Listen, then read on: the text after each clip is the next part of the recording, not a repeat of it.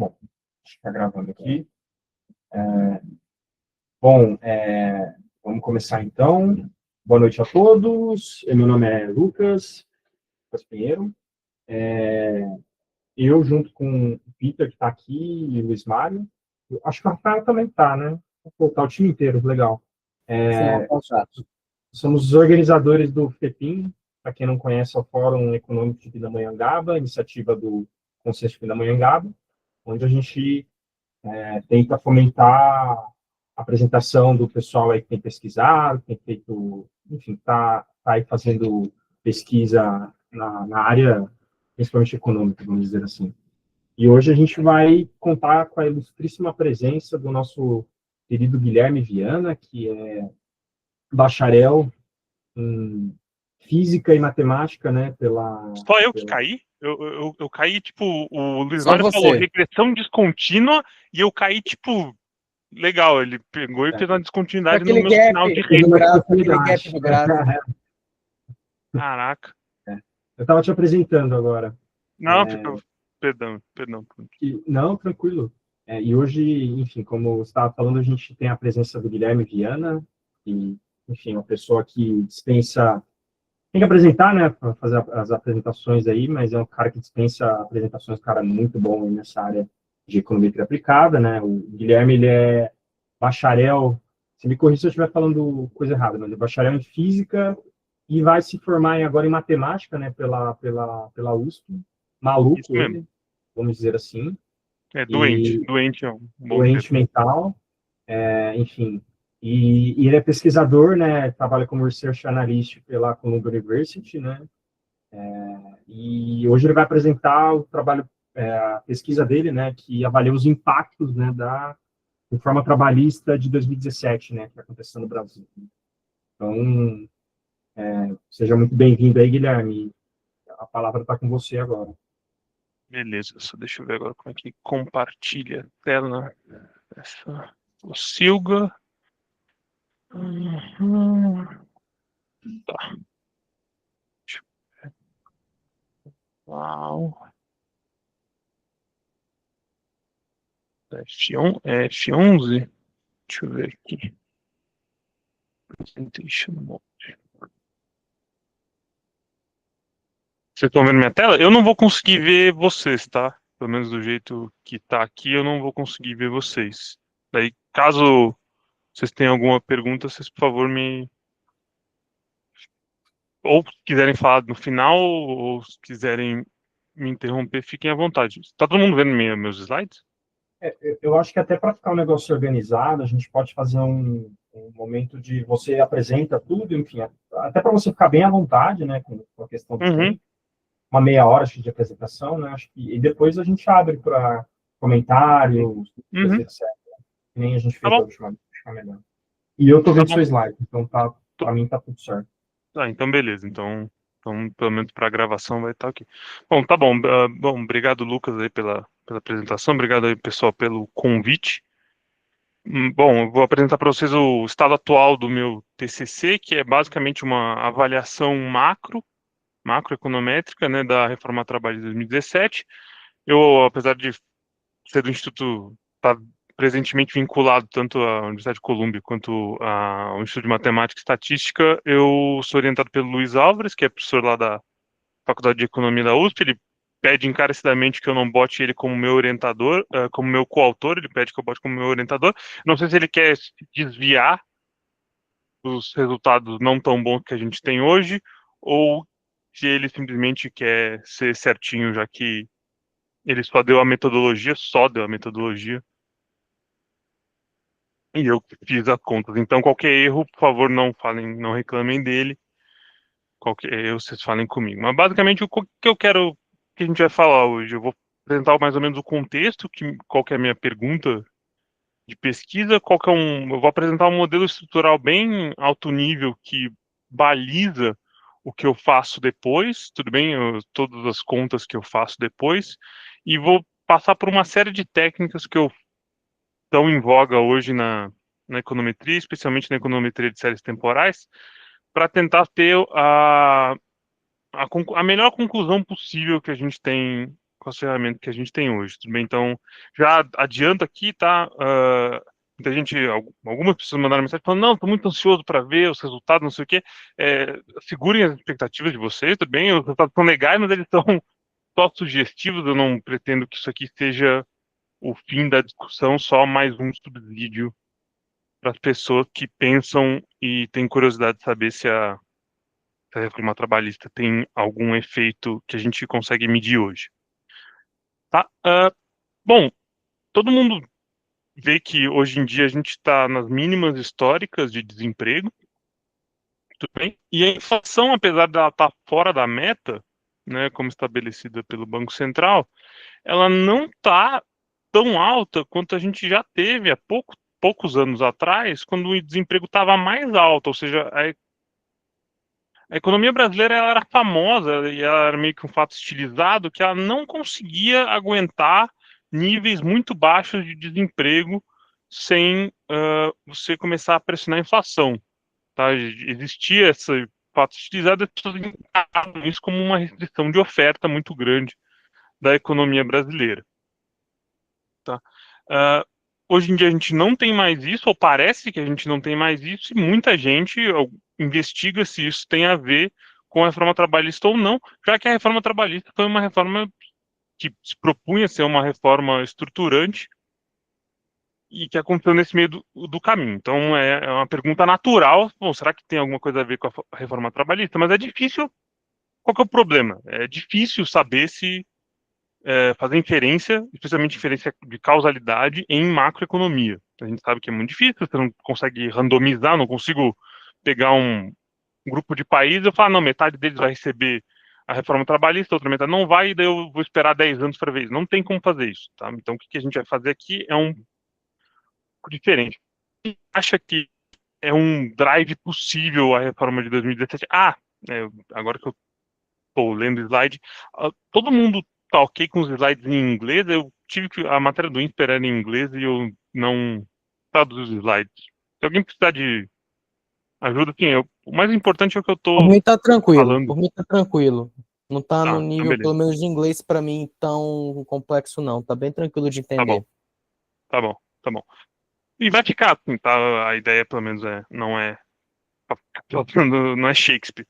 Mas basicamente, por que a reforma de 2017 é possível? Porque ela liberou uma flexibilidade contratual grande, ela regulamentou vários tipos de trabalho que você já tinham no setor informal, mas que daí estavam previstos na lei, e fez uma ideia interessante sobre terceirização, e para alguns tipos de trabalhadores, também os trabalhadores hipersuficientes, ou seja, pessoas que ganhavam até ou mais de 20 salários mínimos, ela começava a implementar esse instrumento de negociado sobre o legislado, além de repassar para os trabalhadores os custos de você abrir um processo trabalhista que você perde. Bem, era o que antes você não acontecia, e agora com a reforma você acontece, e isso pode ter, uma dos mecanismos pelos quais as pessoas pensam que a reforma pode ter influenciado no desemprego mais baixo. Inclusive o Rafael Corbi, que é outro pessoa lá da FEUSP, ele tem um outro paper que ainda não foi publicado, mas também argumenta com isso através de modelo micro, tá? Ele é muito mais específico do que eu. Bem, eu não vou tentar pensar qual é esse mecanismo de forma específica, o mecanismo que afetou isso. A minha abordagem, o que eu quero fazer é fazer de forma agnóstica. Eu quero olhar só para dados agregados e ver se eu tenho sobre algum conjunto de hipóteses, se eu posso falar que eu consigo estimar algum efeito positivo da reforma trabalhista. Para isso, eu vou ter que recorrer para um modelo estrutural, pelo menos para balizar o que eu estou fazendo, senão eu vou ficar meio perdido.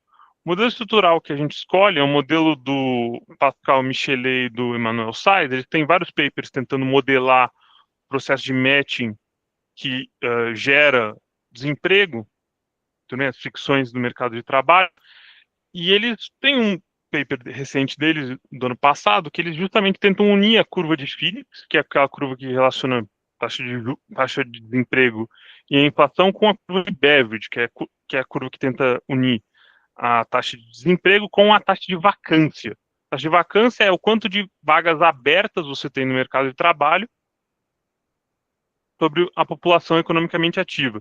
Bem, ou seja, eles tentam pegar esses custos que você tem de recrutar pessoas ou de oferecer vagas no mercado de trabalho, eles tentam linkar isso diretamente com inflação. O que é o que faz sentido também. Normalmente a gente imagina que uma economia ela tem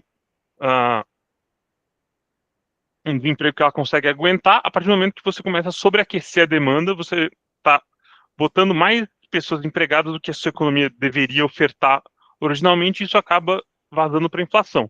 Bem, eu não vou entrar aqui nos pormenores desse modelo estrutural, um modelo bem complicadinho de fazer todas as contas, eu só quero que vocês pensem nessa equação aqui, que seria a equação do que eles chamam de taxa de desemprego eficiente, eles chamam de Full Efficiency Unemployment Rate, ou Full Efficiency Rate of Unemployment. Ela não é em si aquela Nairu que a gente aprende no curso de macro, ela é uma medida de desemprego eficiente diferente, tudo bem, mas ela é dada pela raiz quadrada do desemprego verdadeiro, aquele que a gente mede, né, vezes a taxa de vacância. Tudo bem, eles criam esse modelo estrutural e para tentar explicar três fatos estilizados da economia americana, esse modelo ele é melhor do que os outros modelos que eles pensaram que existem antes na literatura, então eu vou pegar esse modelo deles e vou emprestar a eles, vou brincar com as consequências desse modelo. Tá, primeiro de tudo é que eu vou pegar e eu vou montar com os efeitos desse modelo, eu vou montar essa seguinte regressão aqui, que eu chamei de equação 1, tá? Que ela é uma equação, uma regressão com coeficientes variáveis no tempo. Eu falo aqui do lado esquerdo, eu tenho a expectativa de inflação, a inflação esperada acumulada H meses à frente, ela é igual a um intercepto mais um coeficiente beta, qualquer vezes a taxa de desemprego mensurada. Tudo bem? Daí, se você brincar com as equações do modelo estrutural, uma coisa que você pode fazer, verificar, é que esse alfa ele serve perfeitamente bem como uma pró para o desemprego, para a taxa de desemprego eficiente. Bem, ou seja, ela se move junto com a taxa de desemprego eficiente. Então, no caso do Brasil, eu não consigo eu mesmo calcular a taxa de desemprego eficiente, tá bom? Porque o Brasil não mede, não existe série de vacância no Brasil. E assim, não é culpa do Brasil, não existe série de vacância para quase nenhum país do mundo. Eu só conheço um que tenha uma taxa, uma série certinha, mensurada sempre do mesmo jeito faz muito tempo, que é a Alemanha. Nos Estados Unidos, por exemplo, nesse mesmo paper ou em outro paper do Michelet e do Sá, eles fazem mó bagunça, eles ficam pegando várias séries que eles têm em certos períodos e fazem interpolações. Eu não acho isso válido, enfim, não acho isso válido. Eu acho que em alguns momentos não tem muito mais que você possa fazer além disso, mas eu acho que as pessoas têm que ser feito com cuidado, então eu prefiro não fazer isso. Bem, então eu vou pegar essa regressão com coeficientes variáveis no tempo e eu vou tentar estimar ela com dados além da taxa de vacância. Tudo bem até aqui? Alguém? Beleza? Como é que eu faço isso? Bom, quais são os meus dados? Eu tenho dados de taxa de juros, né, taxa básica de juros, desemprego, nível de preço e a ação do Banco Central, tudo bem? Para o Brasil e para outros 5 países, tá bom? Colômbia, Costa Rica, Peru, Tailândia e Turquia, que vão ser os países que vão ser a minha pool de doadores para o meu controle sintético. Eu tenho esse dado que vão até desde 2010 até fevereiro de 2025. Na verdade, o que eu uso mesmo para o meu painel é um pouco depois, começa em 2012, porque é quando o Brasil começa a medir desemprego da maneira que a gente mede até hoje, de uma forma um pouquinho diferente. Eu não quero ficar fazendo interpolação de séries diferentes, porque, enfim, isso é discutível os resultados que eu posso obter para isso. Eu estimo uma versão daquela equação 1 que eu tinha posto aqui, que é essa equação 2, que é a inflação acumulada 12 meses à frente, ela é igual a um intercepto, que muda para cada país e muda para o tempo, muda com o tempo, mais uma inclinação vezes a taxa de desemprego nominal. Tudo bem? Como é que eu faço isso? Eu uso uma metodologia de um professor lá da Universidade de Montreal, no Canadá, o Philippe Goulet-Colombe, que é a tese de doutorado dele. Eu estimo isso usando um modelo de machine learning, que basicamente ele pega qualquer equação macro linear, como é o caso da minha, e ele pega os coeficientes variáveis no tempo e ele ajusta eles através de random forest. Tudo bem? Não quero. O seminário não é sobre machine learning nem sobre random forest, mas basicamente o que esse método faz. Ele pega os seus dados, ele corta eles em pequenos pedacinhos, também seguindo alguns critérios, e ele ajusta polinômios locais neles. Tudo bem? E daí, com isso, você tem uma série temporal desses coeficientes que fazem essa equação linear macro funcionar. Tudo bem? Aqui estão eles para o Brasil. Tudo bem? Na caixa da esquerda a gente tem o alfa, o intercepto, e na caixa da direita a gente tem o beta. Tudo bem? Por que a gente usa isso? Porque esse método, com ele, eu consigo usar todas aquelas variáveis que eu tenho de forma flexível, não preciso me comprometer com uma forma funcional para os coeficientes variando no tempo, tá? Antes de eu tentar fazer isso, tentei fazer com janelas móveis, né, que é aquela clássica ideia horrível, era muito ruidoso, então eu falei, não, eu preciso de algo um pouco mais fino para fazer isso, tudo bem? E mais importante é que esses coeficientes eles são interpretáveis, tudo bem? Normalmente o modelo de machine learning, você vai estimar uma rede neural, você estima uma rede com, sei lá, 100 mil parâmetros, não, você até pode fazer previsão direito com isso, mas nesse caso você não consegue entender o que cada coeficiente está fazendo. Aqui não, aqui a minha equação continua sendo essa, e eu consigo, em cada instante de tempo, saber exatamente que o alfa continua sendo uma proxy para a taxa de desemprego eficiente. Também, então, eu uso isso basicamente porque eu não preciso me comprometer com forma funcional, eu posso deixar que o modelo me diga, o método de estimação me diga onde que estão as quebras estruturais desses coeficientes ou transições suaves, e eles são interpretáveis todo ponto. Naquele ponto eu sei que aquilo é uma proxy para a variável para a taxa de desemprego eficiente. Bem, daí o que eu faço com isso? Eu pego para todos aqueles países, aqueles 6 países, eu estimo esses alfas e eu construo 3 tipos de controle sintético. Tá bom? Eu construo o controle sintético regular, aquele normal que a gente vê no paper do Abadi, do cigarro na Califórnia. Com a minha variável de interesse, o meu alfa, né, que a gente pensa que é o y, né, quando você faz um controle sintético. Como ele é estimado, ele tem uma incerteza nele, que são aqui, espero que vocês consigam ver, essas linhas laranjas, tudo bem? As laranjas do programa, o Random Forest, ele obtém através de bootstrapping. Então, eu quero não privilegiar demais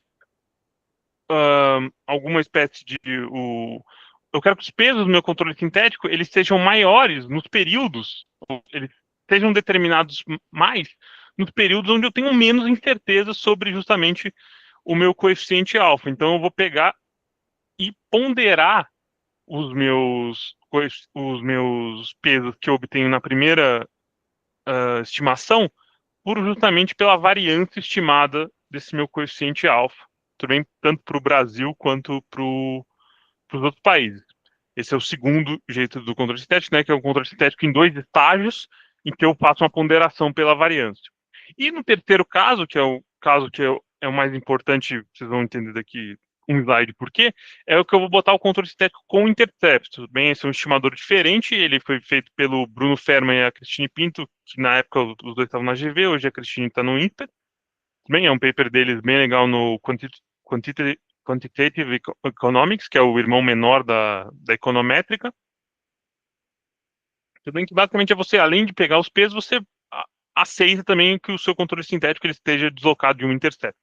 Mas eu faço exatamente do mesmo jeito, eu pego os coeficientes do controle sintético normal, pondero eles pela variância e faço uma nova estimação, só que dessa vez com um intercepto. Beleza? Esses aqui são os gaps, ou seja, é a diferença entre o tratado e o sintético. O que eu esperaria, né? Se a gente pensa que a reforma teve efeito, pensa que o alfa ele é igual, o alfa é parecido, ele se mexe do mesmo jeito que a taxa de desemprego eficiente. Se eu espero que a reforma tenha efeito, eu espero que a taxa de desemprego eficiente fique menor, ou seja, que a economia aguente mais desemprego. Então, eu espero que a taxa de desemprego eficiente do tratado seja menor do que a taxa de desemprego do sintético. Ou seja, eu espero que o efeito de tratamento, né, o ATT do meu estimado, seja negativo. Tudo bem? E daí aqui eu já estou plotando direto, eu não estou fazendo aqueles gráficos que você bota a trajetória normal e a trajetória do sintético, eu já estou fazendo a diferença delas, tudo bem? E a gente espera que, se a reforma tem efeitos, que a reforma, que esse efeito seja negativo, ou seja, que justamente o tratamento está diminuindo a minha variável de interesse. Esse aqui é para o primeiro estimador de controle sintético, do controle sintético normal. Tudo bem? Você vê que você tem um problema, eu não reproduzo bem o comportamento pré-tratamento, ou seja, quem já leu a literatura de controle sintético sabe que isso é ruim, porque você, em tese, então, tem um estimador viesado, ou você uma condição suficiente para o estimador não ser viesado é se essa linha aqui tivesse perfeitamente perto do pontilhado, se a linha preta tivesse completamente dentro do pontilhado. Ela não está, então, a princípio, eu posso esperar algum viés nessas estimativas que vêm depois. Para o controle sintético ponderado, eu também tenho esse problema, e você vê que logo aqui eu teria o que a gente chama de efeitos, né, efeitos que depois se dissipam. A gente vai ver que esse estimador de controle sintético ele vai ser descartado, não porque ele mostra que a reforma, se eu for acreditar nele, a reforma no final não tem efeito hoje em dia. Não é por isso, tá? Eu juro que não é por isso. Eu juro, porque a gente vai ver justamente qual foi a distribuição dos pesos. A gente vai ver que não foi uma distribuição dos pesos legal, então não é o tipo de comparação que eu quero fazer. E aqui é com um controle sintético que ele é ponderado pela variância, mas ele também tem intercepto. Veja que aqui eu também tenho efeitos negativos a maior parte do tempo, mas eu continuo tendo fit imperfeito pré-tratamento, então não são resultados confiáveis, tá, gente? Para quem já leu a literatura de controle sintético, sabe que controle sintético, se você apresenta um controle sintético assim, as pessoas não acreditam muito no que você está estimando, porque pode ter viés e você eu não sei quanto é esse viés, então eu não sei quanto que é o efeito verdadeiro, né, por assim dizer. Aqui está a distribuição dos pesos. Também você vê que para o controle sintético normal, a gente tem a gente usa um pouquinho de cada país, mas a gente usa muito da Turquia, tá?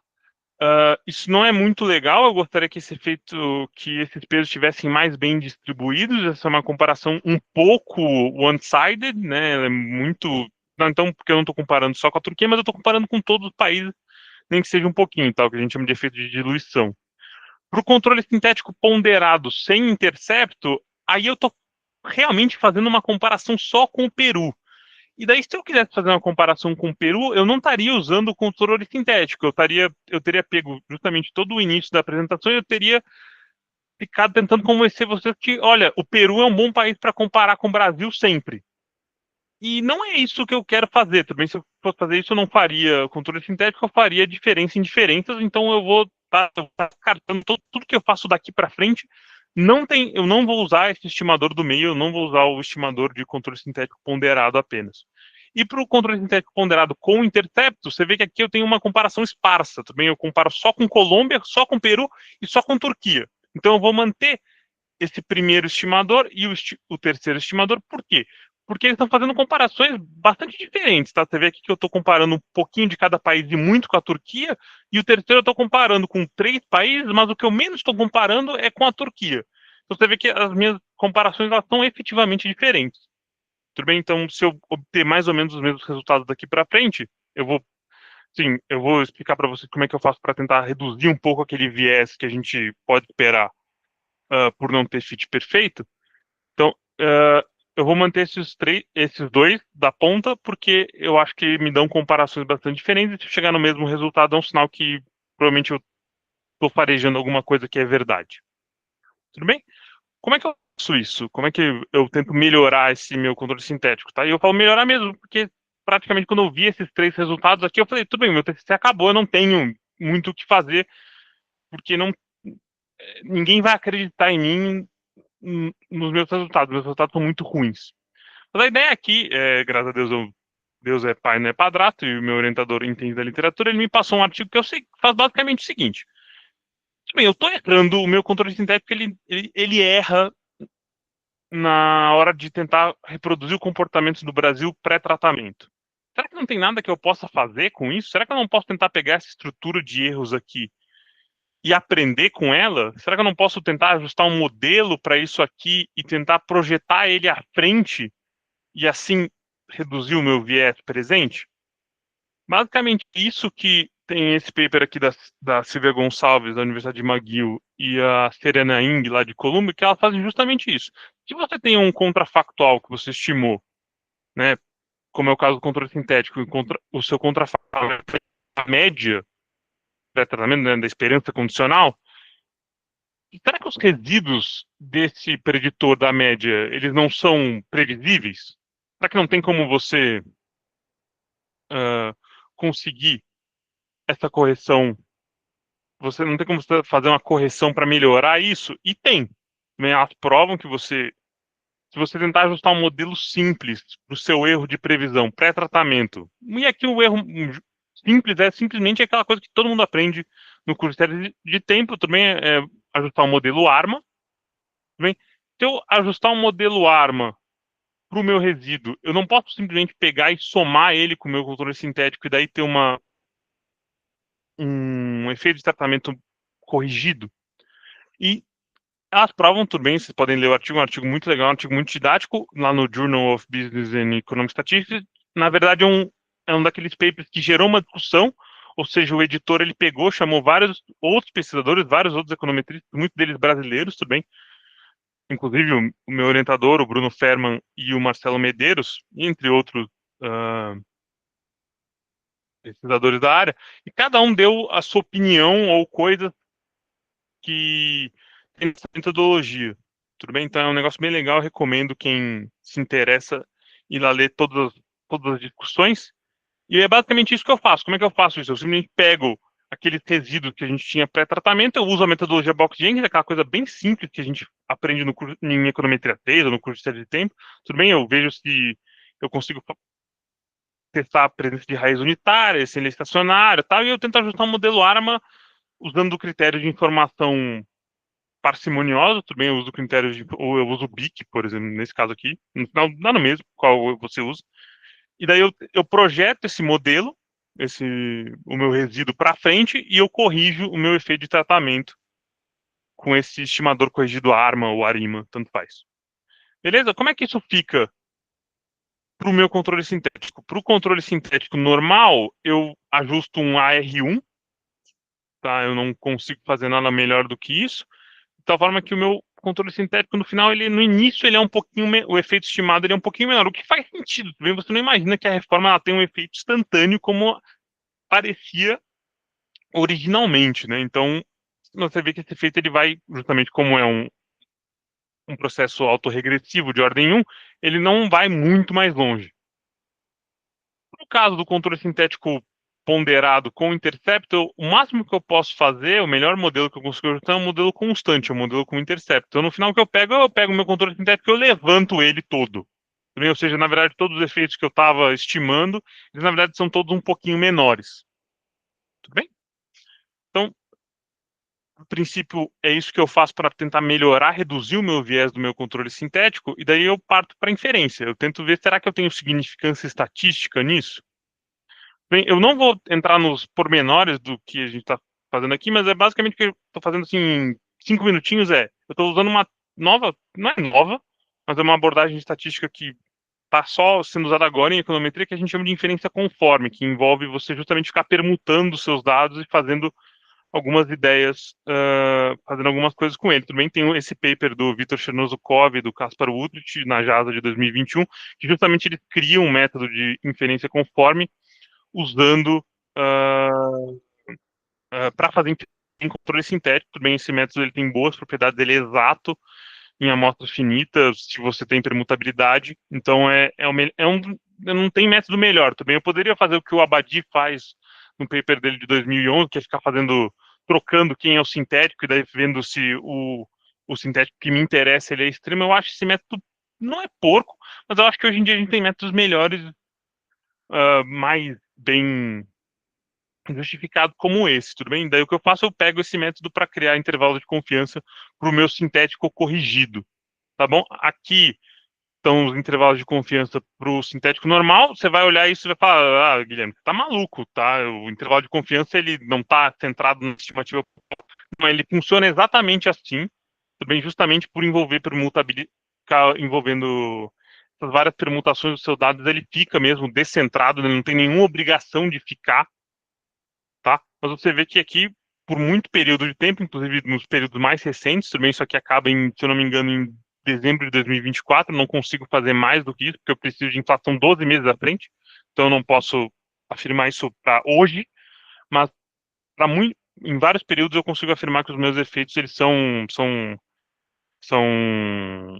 esses meus intervalos aqui de confiança, eles são a 90% de confiança, tudo bem, que é o padrão do programa, também eu não quis mudar, e enfim, a gente teve aquela discussão no grupo do o que é um p-valor bom, o que é um p-valor, depende da área, aqui é meu 90%, se alguém acha que está pouco ou está muito, a gente pode fazer a conta depois com 95%, com 99%, não tem problema.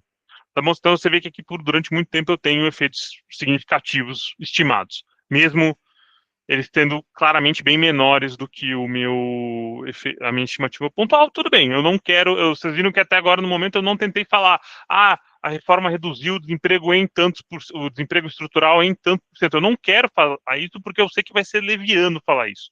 Também eu quero tentar acertar o sinal da minha estimativa e com isso já está bom demais. Tá bom? Isso aqui é para o controle sintético normal. Isso aqui é para o controle sintético ponderado. Também, nesse caso, ele fica centrado por uma questão técnica bobinha que eu preciso para rodar o algoritmo do Chernosukov. Talvez ele não precise estar centrado e eu posso fazer isso de uma forma um pouco mais flexível, um pouco mais conservadora. Tudo bem? Eu ainda estou checando isso, qualquer coisa, isso está passível de discussão. Se você não Se for para escolher um dos dois, escolhe o primeiro, escolhe o intervalo em verde, tá bom. Beleza?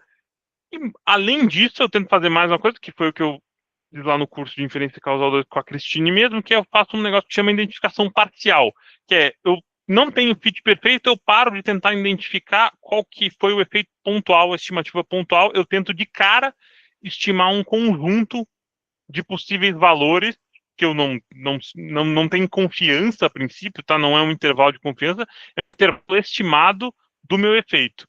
Tudo bem? Isso eu uso justamente no paper da Serena Ing e da Silvia Gonçalves. Eles já fazem uma banda de identificação parcial normal usando quantis empíricos dessa distribuição da distribuição dos resíduos, tá bom? Eu calculo ela para os dois controles sintéticos. E o Bruno Ferman e o meu orientador, nessa discussão que veio desse artigo, eles também fazem uma banda que ela é robusta a má especificação, ou seja, eu posso ter errado justamente na hora de ajustar aquele modelo. Pelos dados que eu tinha, o modelo verdadeiro, na verdade, é um ARMA 2.1, e eu não tinha dado suficiente, no final eu ajustei um modelo errado.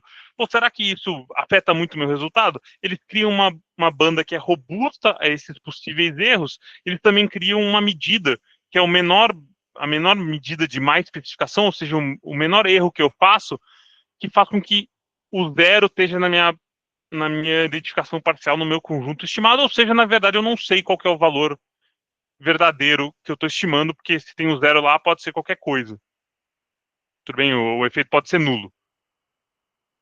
Tudo bem? Eu faço essas duas coisas e eu calculo esse B estrela para os dois tipos de controle sintético. Tudo bem? Isso é só você fazer simulação Monte Carlo, eu não vou entrar aqui nos detalhes, mas vocês podem ver que eu tenho muitos efeitos, os efeitos ainda são primariamente negativos, as bandas, em média, ainda ficam negativas, e eu preciso ter muita mais especificação, tudo bem, de 12 pontos percentuais, ou 5 pontos percentuais, para estimar zero em todos os períodos, ou seja, o quanto eu tenho que estar errando para, no final, é falso, eu tenho que estar errando bastante, tudo bem, para reverter todos os meus resultados. Também aqui são as figuras desses conjuntos estimados. Você vê que durante muito tempo, eles estão na parte negativa, no quadrante, na parte negativa do eixo Y, então a gente está vendo, eu estou estimando pelo menos, durante muito tempo, efeitos da reforma que se traduzem em uma taxa de desemprego estrutural menor. Tá bom? Isso aqui também é para o controle sintético ponderado, com interceptos, eu também tenho. Daí aqui, eles acabam antes, tá? Porque eu preciso ter X períodos à frente, eu preciso ter um número X de períodos para conseguir fazer os quantis empíricos, então eu preciso esperar saírem mais dados de todos os países para continuar atualizando isso aqui, para falar dos dias de hoje, até mesmo do ano passado, para ver se eu tenho o meu conjunto estimado, ele está bem ou está passando para cima do zero. Tá bom?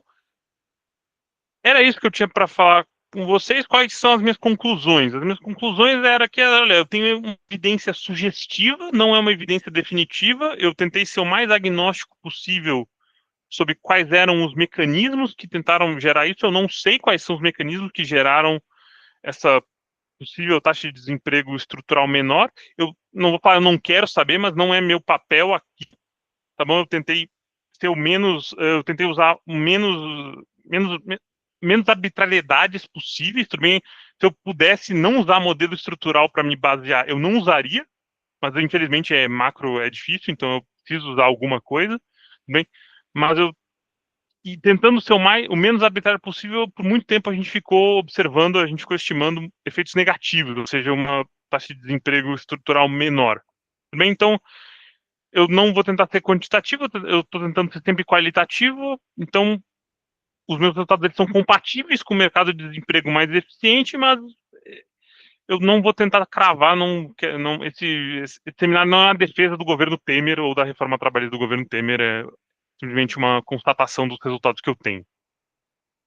O que falta para esse paper, para a gente terminar, e eu espero terminar isso ainda no início do mês que vem, é tentar provar justamente que essa abordagem da Serena Ing e da Silvia Gonçalves é literalmente o melhor que o econometrista pode fazer. Tudo bem, a gente vai tá tentando provar, a gente já conseguiu provar para o caso quando a reforma é adotada num tempo fixado, que esse estimador corrigido ele é assintoticamente não viesado para o efeito de tratamento verdadeiro, dado umas assumptions bem comuns. E agora falta só a gente fazer isso com seleção nos outcomes passados, né, nos choques passados, e sobre um instante de adoção estocástico. Ou seja, eu não sei quando a reforma começa, mas mesmo assim, se eu não souber quando a reforma começa, esse ainda é o melhor estimador que a gente pode ter. Portanto, esse é a melhor coisa que um econometrista pode fazer com os dados que eu tenho. Tudo bem? Aqui estão as referências, tudo bem? Quem quiser que eu mande os PDFs, tudo bem? A maior parte desses PDFs já estão disponíveis em algum site aí, eu não vou falar qual é o site, mas e algumas coisas são só pré-prints, ainda não foram publicadas, então estão muito tranquilas para vocês verem. Tá? Era isso que eu tinha para falar. Muito obrigado pela atenção. Espero não ter estourado muito tempo, espero não ter sido muito técnico. Era basicamente isso. Então, Bom, parabéns aí pela apresentação, Guilherme. Acho que foi muito legal, sim. E, bom, agora a gente abre o espaço para quem quiser fazer perguntas, questionamentos, sugestões. O querendo momento é me esse. xingar, falar, mais um filho da Sou puta neoliberal, neoliberal defende o governo. defendendo o governo Temer, por favor. Agora é a hora. Olha, o primeiro passo é você sugerir o banimento dessa pessoa do grupo. Não, brincadeiras à parte, assim, eu não tenho muito o que comentar porque eu acho que eu careço de conhecimento para comentar sobre modelos, etc. Mas, pô, fantástico o trabalho. Gostei pra caramba. E, cara, eu vou, na real, te indicar um paper. Talvez você já conheça, ó, esteja indicando coisa, porque eu tava jantando, talvez você tenha falado sobre isso, eu comi bola, mas tem um paper, pessoal, inclusive colega aqui de Florença, né, daqui do lado, que eles publicaram no Econometrics Journal, que é um Do seu causal ARIMA. causal. Isso, sim. Então, o que a É, gente está fazendo, o que a gente está tentando provar é que basicamente tentar fundir isso com causal Arima. Falar que se você, porque o causal Arima justamente ele é um estimador não enviesado se você tem tempo de adoção estocástico e ele é independente dos outcomes passados. Então a gente quer provar que, uhum. tipo, ou nesse caso, ou no caso que a gente, em outro caso, o estimador ele é não enviesado. Em tese, eu não tive essa ideia, na verdade, essa ideia desse TCC, ela veio justamente, uma das ideias que eu escolhi esse orientador é porque ele pede para a gente implementar no curso de Time Series, fazer o causal ARIMA para avaliar a reforma na Alemanha. Como na Alemanha você tem o V, eu consigo estimar o estrela de forma muito mais fácil, eu não preciso de uma proxy, eu posso estimar o estrela. E daí, usando o causal ARIMA, com estrela você consegue estimar, depois eu posso te mandar o que eu fiz já no ano passado, você estima os efeitos da reforma de forma muito mais fácil. O problema é que no Brasil eu não consigo fazer isso. Aham, Mas sim, é um paper sim. muito legal, um paper muito legal. Da hora. Não, beleza. Depois me manda isso aí, Gui. Eu tenho interesse em ver sim. E mais uma vez aí, parabéns. Acho que não tem nem mais comentário, não. Valeu. Valeu, Rafa. Tamo junto. Bom, Arthur, você está com a mão levantada, você é o próximo, hein? Boa. Antes de tudo, Guilherme, parabéns, cara. Trabalho muito legal. Trabalhar com controle sintético é sempre uma parte meio freestyle, né? Então, a seriedade para tratar dos estimadores, tentar, enfim, melhorar eles é bem louvável. Parabéns mesmo, ficou super legal. Minha dúvida, eu não sei se eu papei mosca, não sei se você chegou a citar, mas tem dois. Você citou o trabalho do Rafael Korb, né? Mas uns tempos atrás o MAD da USP, né, usou Uhum. também o controle sintético para, enfim, Eles avaliar a chegaram reforma tributária. em não resultado, sim. Eu tentei achar esse relatório, mas eu achei uma nota técnica deles basicamente pedindo desculpa, ou tipo, falando, Exato, esse exato. resultado é...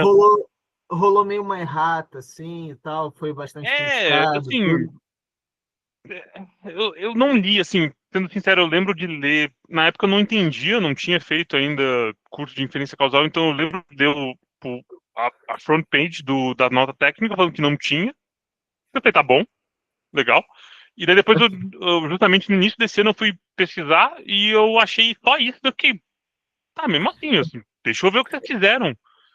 Eu não sei exatamente por que eles retiraram, mas na época o artigo, enfim, é um pouco da pergunta que eu vou fazer, mas eles pegaram os dados enfim, no pool de doadores, né? Eles usaram todos os países da América do Sul e Caribe, e aí eles tinham encontrado assim, os pesos era tipo 87% Costa Rica, Sim. 12% Bahamas, um negócio assim, entendeu? Então, é que E o que eu aí, tive, por exemplo, o que eu acho que provavelmente deu problema, eu tive muita dificuldade, a minha Donorpool é muito mais restrita que a deles. É, era isso que eu ia perguntar. Por que você é escolheu tão esse restrita. 5? É É, porque eu quis pegar assim, países.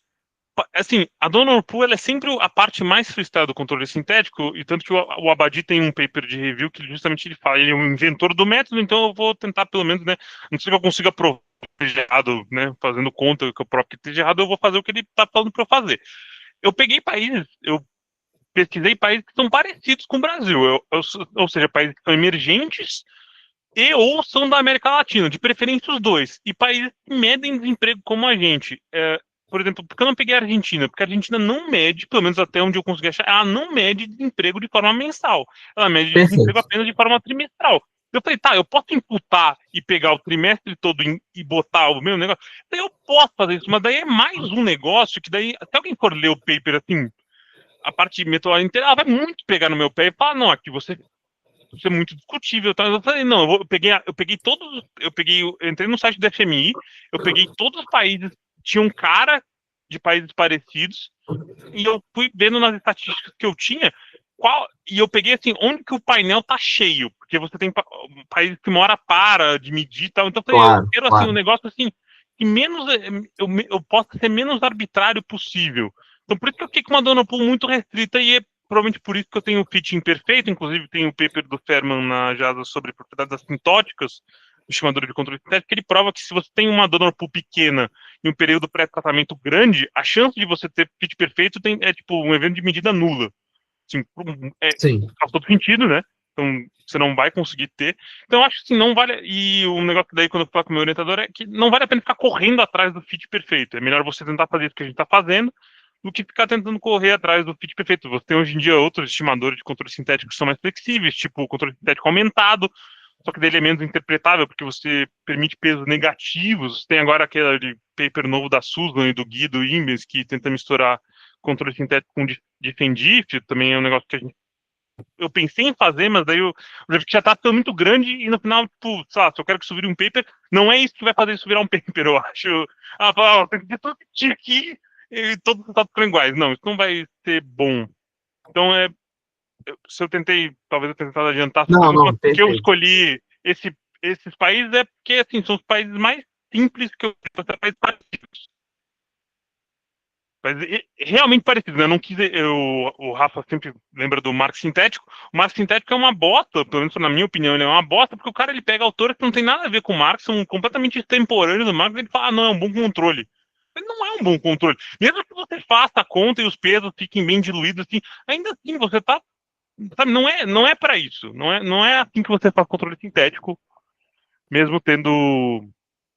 Mesmo, se eu tiver muito controle, então, independente do que aconteça, minha estimativa vai ser boa. Não é assim. Tem que pegar controles parecidos. Não, perfeito, perfeito. Super respondido novamente. Parabéns aí pelo trabalho. Boa sorte aí Valeu. na defesa, viu? Valeu.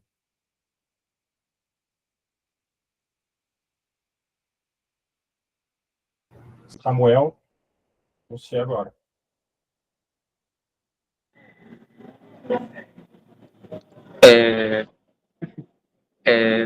Eu ia fazer uma pergunta que foi feita logo antes, que era a razão dos países. Porque, pelo que eu conheço dos países que foram mencionados, o único, de fato, que é muito parecido com o Brasil é o Peru. O Peru tem esse sistema financeiro completamente independente desde o fim da ditadura. No entanto, os outros países são ou muito mais pobres ou muito mais ricos que nós. E é com população muito menor, o que significa, né, menos sensibilidade em relação ao nível de emprego. Aí eu ia perguntar justamente a causa dos países. Aí, mas já foi perguntado, então eu posso... Eu não sei se é que assim, você pode fazer, o que eu posso fazer, o que eu não fiz, porque daí ficaria algo mais arbitrário, é na hora de fazer aquela estimação dos pesos, Samuel, eu poderia ter posto, não só, se você olhar as equações, o que eu faço simplesmente é pegar quais países têm uma trajetória de alfa parecida com a do Brasil, e daí eu atribuo pesos conforme isso. Eu poderia ponderar isso para uma matriz de outras covariáveis. Então, se você acha que, tipo, a população vai importar, eu poderia botar a população de cada país nesse lugar, o território pode importar, eu poderia botar tudo isso. Tudo bem? Por que eu não fiz isso? Porque justamente é mais uma coisa que alguém poderia falar e falar, por que você botou tal variável e não botou outra? Tá? Eu queria fazer a estimação mais próxima possível. Agora, por que eles são mais pobres ou têm extensão territorial, população diferente, eles são mais ou menos sensíveis à reforma de trabalho?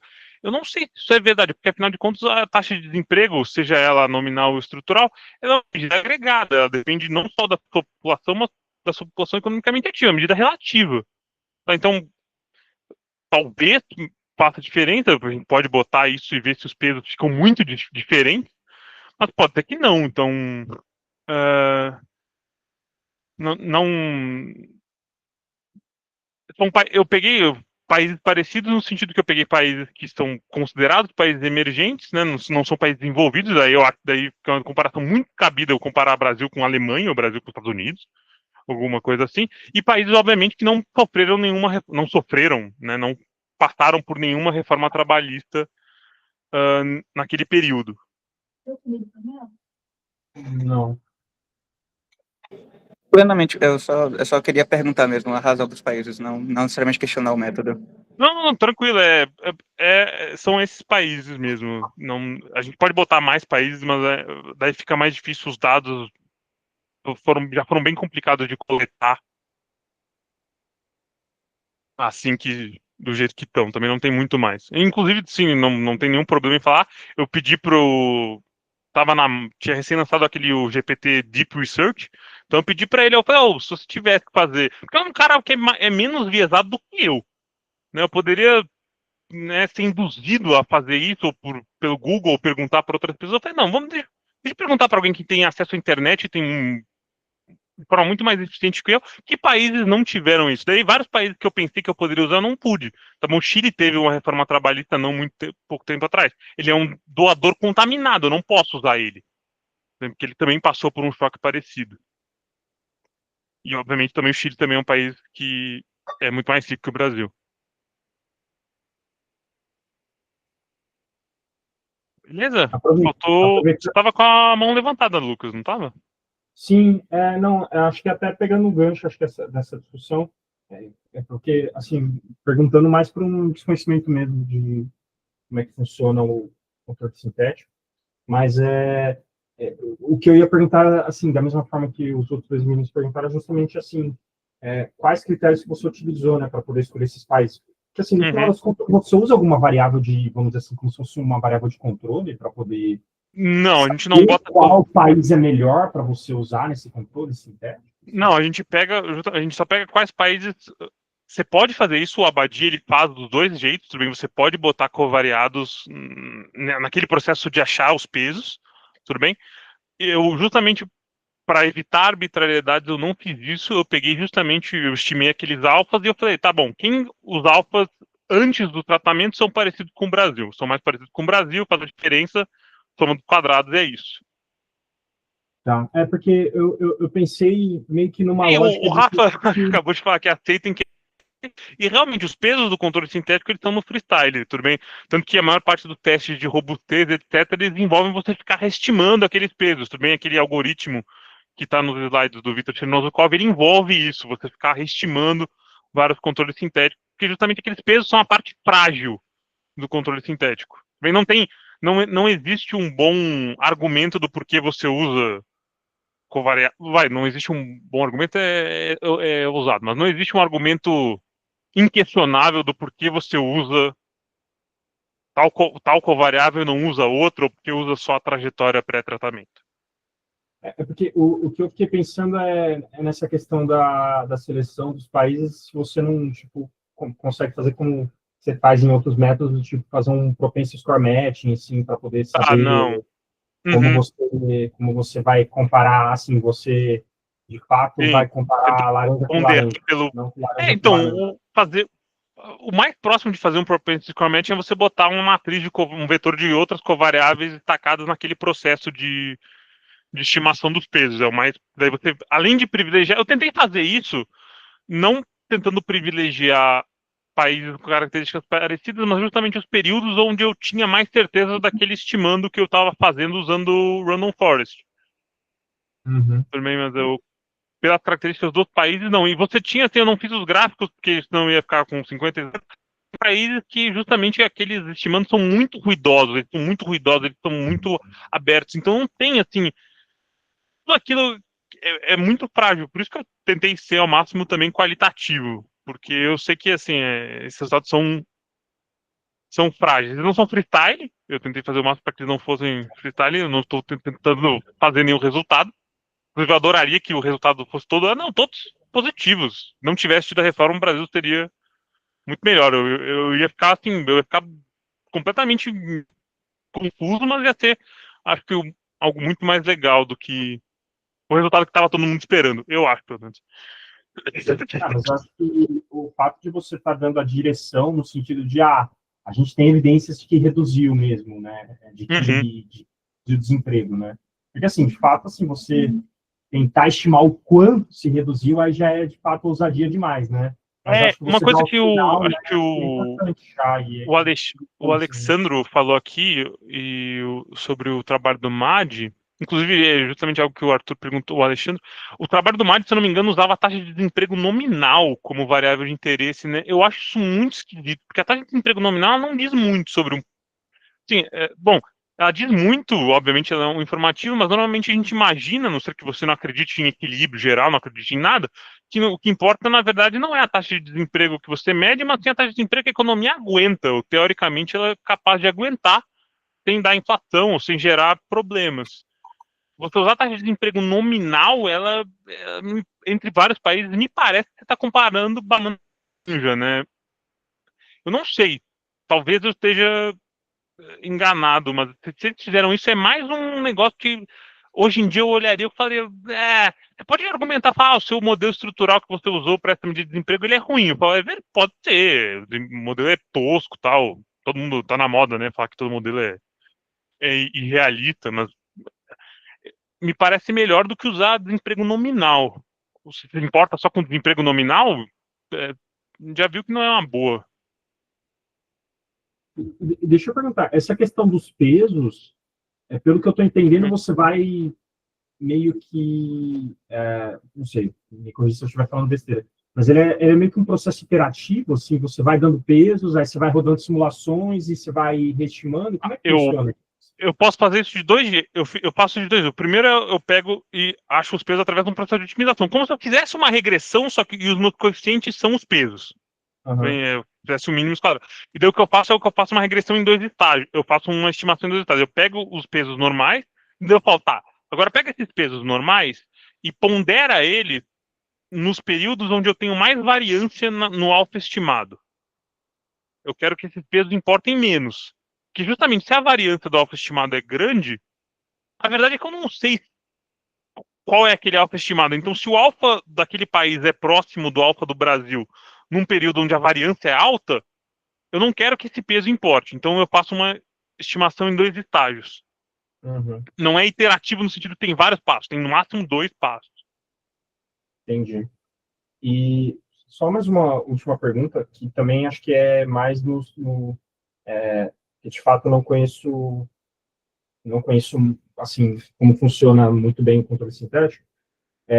Mas assim, no gráfico que você mostra, né, o ATT, né, o efeito lá, ele de fato assim, ele aparece realmente assim, você tem uma queda, né, depois de 2017, né, ele mostra uma tendência de queda, mas aí depois ele meio que dá uma subida e Ele meio depois que sobe e depois ele volta a cair, sim. você tentou descobrir por que ele tem esse comportamento, porque assim, na minha visão, mas assim, eu tô falando uma percepção assim do que me parece, vamos dizer assim, sem ter conhecimento, mas falando como é que eu posso dizer, mas o que me pareceria mais plausível é que os efeitos de uma reforma trabalhista, eles fossem maiores, não logo no começo, logo depois da implementação da reforma, né, mas que demorasse um tempo, né, que você tivesse um gap de pelo menos uns 3 anos, 4 anos, para de fato você começar a sentir os efeitos, né, de uma reforma dessa, né? E o que parece super... é que ele tem, Parece que na ela verdade, um começou e comportamento daí mais... depois eu não tento tentar dar razões para isso, porque isso foge dos métodos que a gente tem. A única data que eu tenho de intervenção e que a data é a data que a reforma foi aprovada, é a, reforma que a data que a reforma começa a valer, não é nem a data que a reforma foi aprovada. O que pode ser, e eu vi justamente período são esses onde ele volta a subir, não, é final de 2022.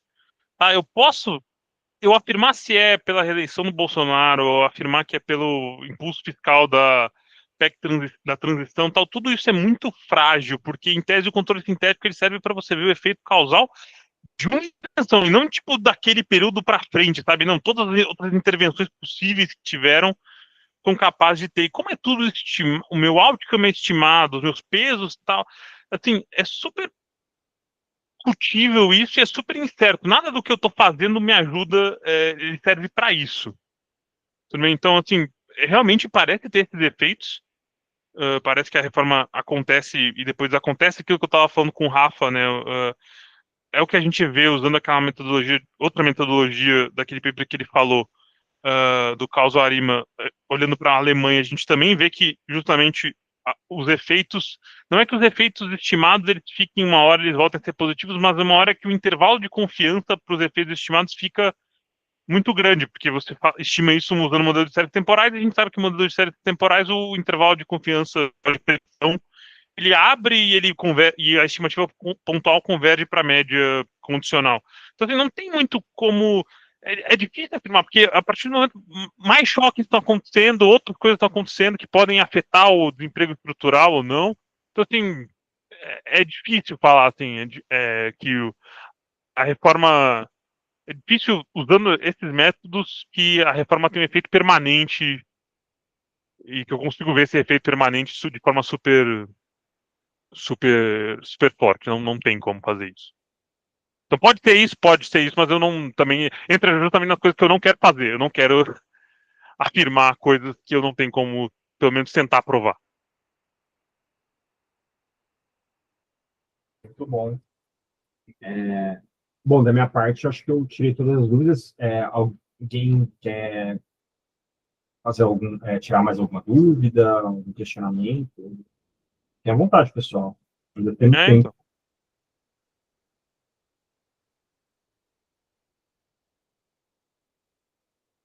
Mas muito legal, cara.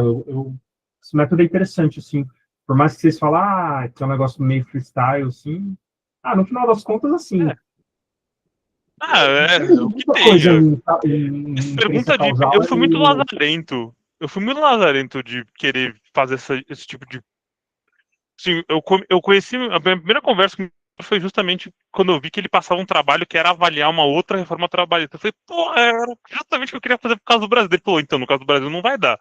Eu fiquei um ano enchendo o saco dele, fiz curso com ele, falando, pô, professor, será que não dá mesmo? Ele falou, tá, vamos tentar. E assim, é muito. É difícil, foi difícil. No final, eu fiquei até feliz que a inferência e a identificação parcial ficaram melhores do que eu imaginava. Mas não dá para ir muito além. Macro is hard. Macro é difícil. Inferência causal em macro é ainda pior. Eu entendo. Eu entendo o nosso companheiro que não tá aqui, nosso companheiro econometria fácil, que é muito, as coisas que ele faz são muito mais fáceis de cravar. As coisas que eu tenho aqui dependem de muitos poréns, mas é a vida. Muito bom. Parabéns pelo trabalho, mas eu acho que ficou muito bom. Assim, acho que é isso. Assim, acho que tem várias conclusões, né? E é um processo contínuo, né? Eu imagino que com o passar É. dos anos você vai ter mais dados também para poder conseguir melhorar, né, da sua pesquisa. E assim, eu quero.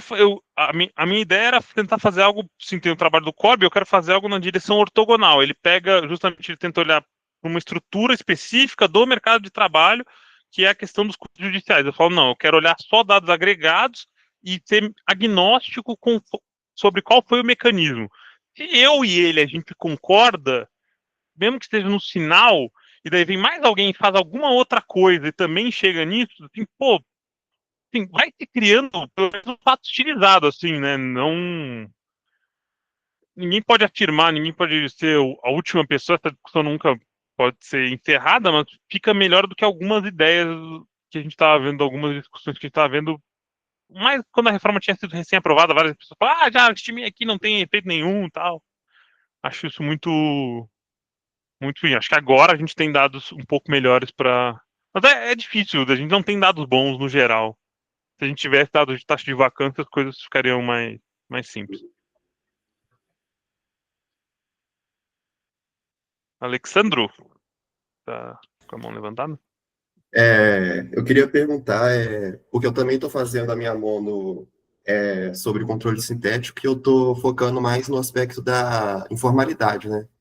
E Uhum, uma coisa que eu tive dúvida é que a sua janela pós-tratamento, ela vai uhum. até, acho que 2025, no caso. Ela não vai até Aí, 2025 especificamente, porque eu não consigo fazer aquela regressão com Random Force para 2025, porque eu precisaria dos dados de inflação de 2000 acumulada 12 meses à frente.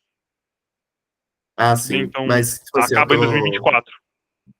Não, então, mas eu queria perguntar, tipo, essa sua estimação, você consegue estipar o efeito, talvez, da retomada do mercado de trabalho pós-pandemia e separar do efeito da reforma trabalhista? Que é uma Não, coisa que eu tive dúvida, né? uhum, Porque que é uma coisa que eu tive dúvida. Eu acho que foi o tweet, eu acho que eu vi falando sobre se a redução da informalidade agora era uma questão pós-pandêmica ou era uma questão da uhum, reforma trabalhista mesmo. Tanto que, quando eu fui estimar meu controle sintético lá da Mono, eu limitei a janela pós-tratamento só até 2020, assim, para não ficar tão longo uhum. assim, que eu pensei nisso.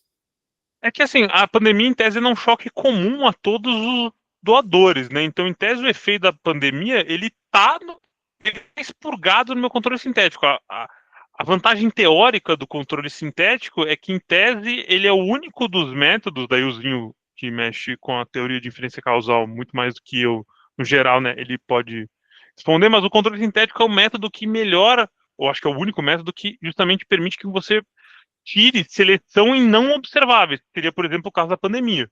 Eu consigo tirar o choque da pandemia justamente porque todos os países dos meus doadores passaram pela pandemia. Então, eu não que eu não possa acreditar nisso, mas eu tendo a não me preocupar com o efeito da pandemia, porque todos os meus países, em tese, poderiam ter tido uma retomada da pandemia, então meu contrafactual também teria. Só que mesmo assim, meu contrafactual ele ficou muito acima do que o que eu já estimei. Então, parece que o efeito da pandemia não é ele o responsável. Assim como está aplicado a todos ali, você pode dar uma Sim. negligenciada ali, no caso. Assim. Assim, é um argumento assim. É justamente por isso que você está fazendo controle sintético. Eu diria, pelo menos, é um dos motivos para você fazer controle sintético. Esse é outro problema um problema além de ter uma série curta, né, que é a série do IBGE da PNAD começa em 2012, o que já é horrível, seria muito melhor se ela começasse lá em 2003, 2002, para ter vários dados antes, né? Esse é outro problema, que logo depois da reforma, 3 anos depois, teve a pandemia, daí obviamente isso vai afetar muito o desemprego, tanto o desemprego estrutural, tanto tem se você olha ali nos gráficos, tem uma hora que o desemprego, o gap, ele dá uma subida, ele quase bate o zero de novo, daí ele vai caindo, aquilo é na pandemia. Bem, eu não fiquei falando disso para não tentar criar uma grande narrativa sobre o efeito do tratamento, mas pode ser que seja isso, mas não deveria ser esse o invalidador do controle sintético. Ah, não, sim, eu entendi.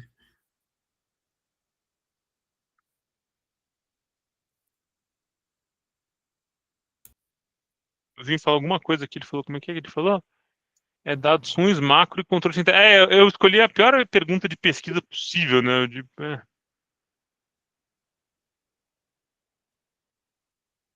Mas tá bom. Assim, eu louvo sua tentativa. Louvável, louvável. Alguém tem que Descritivo. fazer, né? Alguém tem que se sujar, alguém tem que pegar aquele Exatamente. tolete de merda e botar a mão ali e falar, vamos lá, vamos ver se tem alguma coisa aqui. Mais alguma dúvida, pessoal? Questionamentos? Então, eu não posso falar Avi Temer. Sim. Com esse TCC, Se você infelizmente. usar a minha pesquisa, eu vou querer pelo menos que você me pague, porque ela não é feita para isso. Ok, tá. Eu vou ser mais Melhor caridoso. presidente dos últimos 10 anos, pelo menos. Eu sou fã dele. Me julguem. Nos últimos 10 anos, Bom, o cara, é mano, isso. começa no Dilma 2, então, porra, é foda. Ah, não, de fato, não. Não é. Mas, Jogou no modo hard, né? É bem isso. Mas muito bom, parabéns mais uma vez pela sua pesquisa. E é isso. Agradeço demais aí pela disponibilidade sua e a disponibilidade dos demais aí participantes por estarem numa quarta-feira à noite falando de inferência causal, né, de controle sintético, um assunto, ao meu ver, eu achei um pouco complexo. De fato, não conheço, né, essa metodologia, mas achei bem interessante. Foi legal. Eu gostei porque eu usei coisas bem atuais. Né, você vê, todos os papers que eu usei são de 2020 para frente. Assim, aqui não tem. Hoje em dia não tem de ficar usando coisa muito antiga. O TCC tem que tentar ser algo novo. Pelo menos foi isso a minha intenção. Como eu já sou mais velho de guerra, eu não tenho muito mais tempo para ficar. E essa área de inferência causal, ela tem muita coisa que foi desenvolvida, coisa de 5 anos para cá, né? Você pega, por exemplo, de Finvic. A gente sacaneia, exatamente. A gente pega o perfil do Twitter sobre econometria, que ele puxa do archive, né? Paper novo, todo dia ele posta 5 papers. É impossível. Impossível você estar atualizado na literatura. Tudo bem, tem um daqueles papers que são ruins, ou tipo, deve ter erro, tal, no final não é publicado em lugar nenhum. Mas é muito foda, mano. É muito foda, não tem como. Mas eu acho que acho que tem muita coisa dessa área que é coisa de menos de 5 anos para cá, né? Então, sim. Mas bacana, cara. Mais uma vez, parabéns pelo trabalho. E é isso, pessoal. E agradecer a todos aí pela presença. Eu preciso parar a gravação. Aqui, tá.